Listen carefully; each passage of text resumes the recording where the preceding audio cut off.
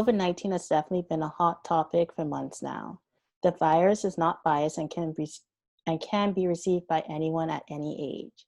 Joining me to talk about the spread of COVID-19 among young adults is Epidemiology Program Manager Michale Wiese.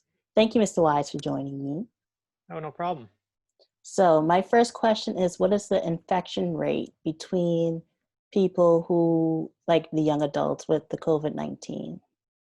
Yeah, so really, infection rate is something that we do watch relatively closely. And what we're really interested in is looking at how that rate is affecting different population groups. And very early on in this outbreak, we actually saw more of our cases in the elderly age group, about 75 I saw that ages and too. up.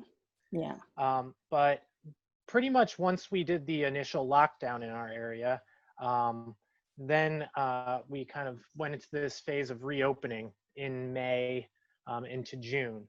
And when the virus kind of started to come back in June, we really saw the major numbers of cases being seen in young adults, ages 20 to 25, 20 to 35. And that's pretty much been the highest demographic. The area with the most cases has been that age group pretty much since about June. Consistently, we see them have the highest numbers of cases, or the highest rate per 100,000 people in that age group. So what makes you think that now how it shifted from the elderly to the young adults? What makes you think that made that happen?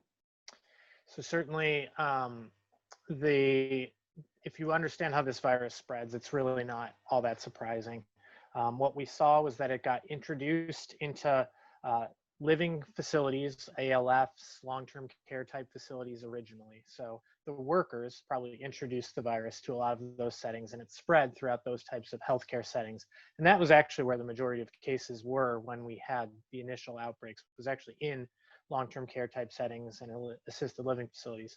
When the virus entered the general public, it started to spread in almost a very predictable way. It spread when people get together, weren't practicing social distancing, and were engaging in activities that didn't allow for proper social distancing to take place. So young adults, the things they like to do, parties, go to bars, go to restaurants, hang out with their friends, all of those types of activities were the types of things that we were seeing spreading the virus. And so it really wasn't all that surprising that that's where we saw a lot of the cases. And really, that's some of the actions that the government took early on, like closing bars and restaurants, was as a result of that's where we were seeing the transmission occur.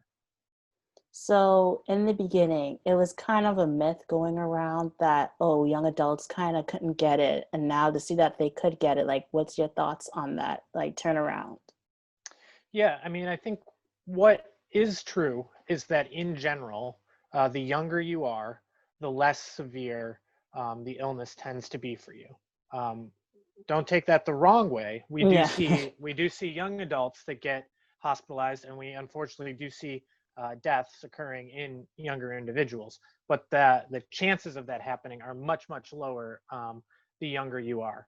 Basically, it's almost what we call an exponential curve of the death rate based on your age.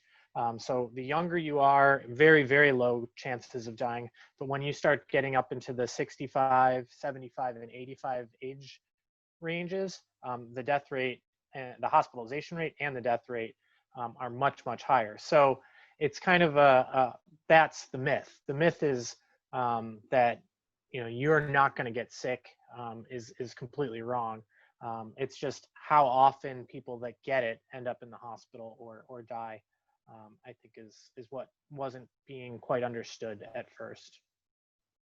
So another question I have is, as we go into the winter months, usually it's like flu season. How do you think that will affect contracting and spreading of the virus? And then you have the flu as well going around as well. So yeah, this is actually a really interesting question, and there are really there's a lot of really nerdy science that goes into some of this. So the seasonality that we see with a lot of respiratory illnesses. So that's colds, that's the flu virus, that's other things that make you cough and sneeze. Generally, those types of viruses all tend to increase in the winter months. It's kind of funny to call it that here in Florida, um, Yeah.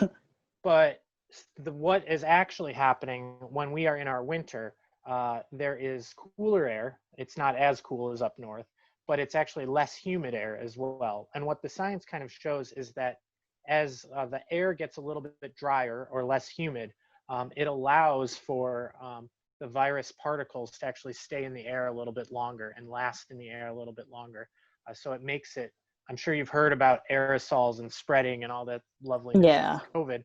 That goes for really any respiratory virus that you're breathing out. Is if it's going to stay in the air longer, there's more chance that someone else can breathe it in. So that's one part of it, but that's actually been shown to be the smaller part of it.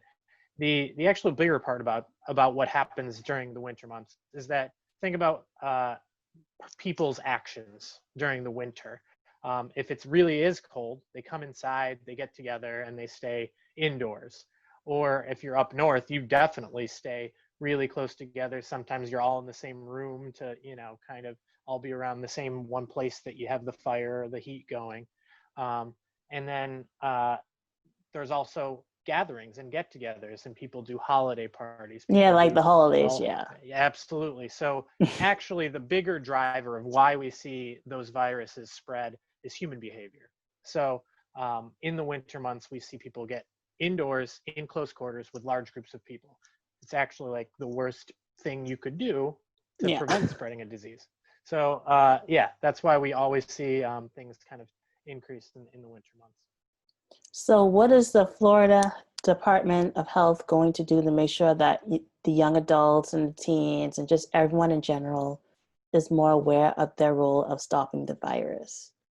Yeah, so we take every opportunity to talk to college students. We work very closely. I actually have a dedicated epidemiologist with each of our major universities, speaking with them on a more than once. It's often 2-3 times a week. We'll meet with each university and discuss cases they've had on campus, recommendations, best practices, things they can do to prevent transmission. So we're very engaged with our colleges and throughout the county. Same thing with our schools, our public school district. We actually have epidemiologists that are working inside the school district building downtown. So we're working right with the school district, being able to give them recommendations, make sure we're all keeping track of cases and making the environment as safe as possible. And so that's one way our team's working. And then of course we have our public information officer who tries to do press releases, puts out media, tries to make the public more aware of what's going on. And then we work with our community partners as much as we can. So certainly the county government, any other groups that are kind of active in the community, we really work to make sure that they're helping us spread our message. With the health department, we're limited in what resources we can do with advertisements or all sorts of fancy stuff, but you won't see us buying up all the ads on Facebook anytime soon. So we have to rely on kind of community partners to help us get the word out. So that goes into my other question, which is how do you convince someone who's very set on the fact that COVID isn't real? You have some people where they don't believe in wearing masks and stuff. Mm-hmm. How can someone like me be able to convince others to make sure to be safe and to be aware of it? Yeah, I mean, it's basically convincing them that they're part of our community.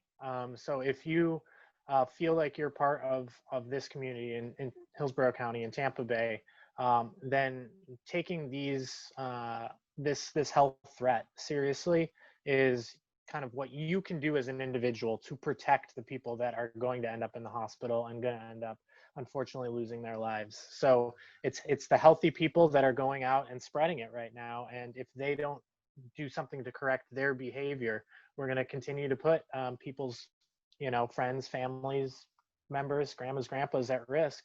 of having very serious illness. So that's basically how I always pose it to people is you're doing your part to the community to help keep us all safe. So uh, either you're chipping in or you're pulling us down. So which side do you want to be on? Yeah, I agree. That seems like a Yeah. good way to go about it. Mm-hmm. So, do you have any final comments about COVID-19 or about just everything in general? Well, I think you kind of touched on this a little bit, but we're now heading into flu season. So definitely one thing you can do for sure to protect yourself against flu is get your flu shot. We don't know how people are going to react if they get flu and COVID at the same time. It might be really, really bad. So Right. that's one thing you can do to protect yourself is to get your flu shot. And then please just do your part in the community and you're in the public, wear your mask, do your best at social distancing as we head into the holidays. Really think twice about how much you need to travel, how much you need to go to places, and really limit your interactions the best you can. It's like we just said, do your part to be a good member of our community and not spread this virus any more than it needs to. Right. Right. All right, then. Well, thank you so, so, so much for taking time out your Oh, day to do this yeah, interview. I really yeah, appreciate it. not a problem. Thank you.